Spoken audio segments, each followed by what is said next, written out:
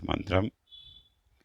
ഒരു മരത്തിൽ 2 കിളികൾ ഇണയ്ക്കായി നിന്നപ്പോൾ വജ്രയാനൻ തൻ്റെ കയ്യിലുള്ള മന്ത്രവടിയാൽ ആ കിളികളുടെ തൂകൽ പറിച്ചു ഒരുമിച്ച് കെട്ടി വീട്ടിൽ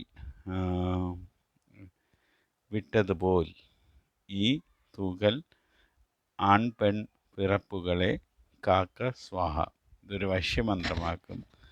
ഒരു മരത്തിലെ 2 കിളികൾ ഇണയ്ക്കായി നിന്നപ്പോൾ വജ്രയാനൻ തൻ്റെ കയ്യിലുള്ള മന്ത്രവടിയാൽ ആ കിളികളുടെ തൂകൽ പറിച്ച് ഒരുമിച്ച് കെട്ടി വിട്ടതുപോൽ ഈ തൂകൽ ആൺ പെൺ പിറപ്പുകളെ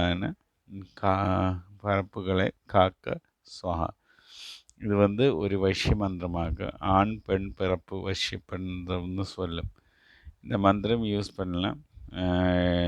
88 நாள் நீங்கள் முல்லைப்பூ வச்சு ஜெபம் பண்ணணும். அப்புறம் காஞ்சி போனாலும் பிரச்சனை இல்லை.